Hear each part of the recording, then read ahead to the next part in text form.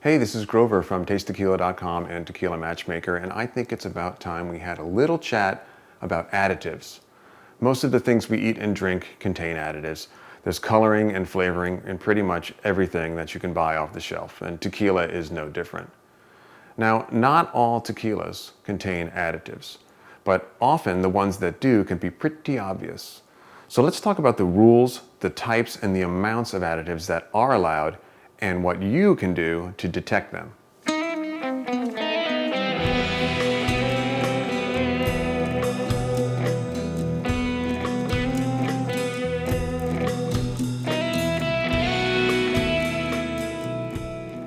Now, no tequila brand in the history of the world has ever admitted to using additives in their products. And why should they? They're not legally required to do so unless the additives they put into their product exceed 1% by volume. Now, this might sound like a good thing, but 1% is actually a massive number, especially considering that additive makers have been able to create stronger, more powerful, more concentrated products designed specifically for use in tequila. If a tequila maker does exceed 1%, the final product must then be labeled as a liqueur or a crema.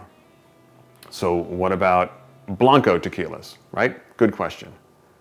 In February of 2013, the Norma Oficial Mexicana, which are the official rules that all tequila makers must follow, banned the use of additives in Blanco tequilas.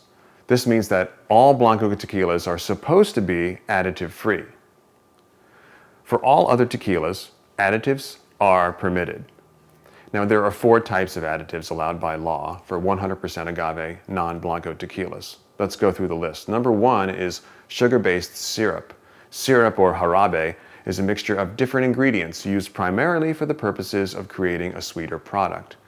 Agave nectar, corn syrup, cane sugar, aspartame, sucralose, which is Splenda, and stevia could all be used as a sweetening agent for tequila. The jarabe can also contain natural fruits and herbs to add aromas and flavors as well. Glycerin. Glycerin is a natural byproduct of fermentation and distillation, but additional glycerin can be added in order to create a more rounded mouthfeel. It is one of the more common additives used in tequila, and it makes a tequila that may be thin or watery feel fuller and thicker in your mouth. 3 is oak extract. This adds aromas and flavors found in an oak barrel to the finished product.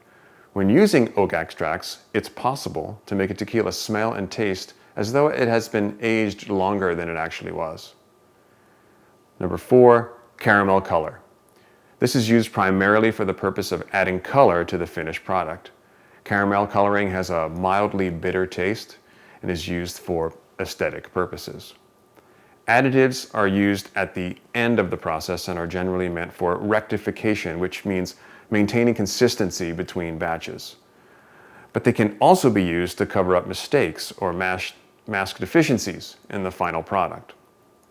Additives can be very difficult to detect when used in a subtle way. However, many producers tend to go overboard and build their flavor profile by relying heavily on the use of additives. These can become obvious because the aromas and flavors are very prominent and dominate or even take over the drinking experience. So, how can you tell if additives are in a tequila? Well, one telltale sign is if it is extremely sweet. Another sign is if it smells like cake batter, cotton candy, fake fruit, or tutti frutti candy. These are not aromas and flavors that naturally occur during the tequila making process. But the best way to teach yourself about additive-free tequila is to become familiar with ones who don't use additives. Some excellent examples include tequilas made by brands like Fortaleza, Siembra Valles and Siembra Azul, Gran Ovejo, Alquimia, Don Fulano, Tequila Ocho, and Terralta.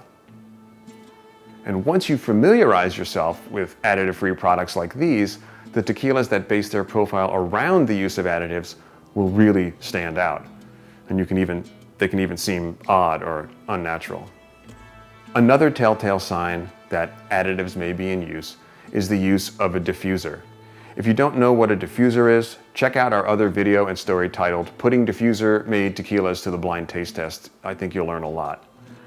But diffuser-made tequilas have an additional reliance on additives for two main reasons. First, they tend to use younger agaves that have not fully matured. And second, the aromas and flavors that come from the traditional cooking process that are not developed. As a result, diffusers produce a more neutral spirit, so additives are used to fill in the gaps created by the diffuser's production shortcuts. And our mobile app, Tequila Matchmaker, can tell you which tequilas are made using a diffuser, so definitely make use of this free resource. Now this is a tequila additive sample kit from one of the largest suppliers of additives for use in tequila. Additive makers like Bell Flavors and Fragrances and Simrise, among others, are able to replicate aromas and flavors in a very sophisticated way. As a test of just how capable these additives can be, we used samples like these to turn a Blanco tequila into an Añejo using just a toothpick. By dipping it into the additive sample bottle and adding 1 drop at a time to a small glass of tequila, we were able to make it darker, sweeter, and smell and taste like a charred oak barrel within a few minutes. The result was a passable, aged tequila that could easily fool most experienced tequila drinkers. Now for the record, turning a Blanco into an aged product without it spending any time in a barrel is against the rules, and we are not suggesting that any brands are actually doing this. But it just goes to show you how good these additives are. Some tequila makers will avoid additives entirely and stick to cooked agave, water, and yeast alone, and let their process and terroir dictate the results. Others take a more active approach in manipulating their tequilas through the use of additives. This is legal and not necessarily bad, but for the tequila purists, it's worth learning the difference. If you're interested in learning even more about this, be sure to read our full story on our website at tastetequila.com, where you can watch a candid conversation between Sergio Mendoza of Tequila Don Fulano and Clayton Check of Experienced Tequila, all about additives.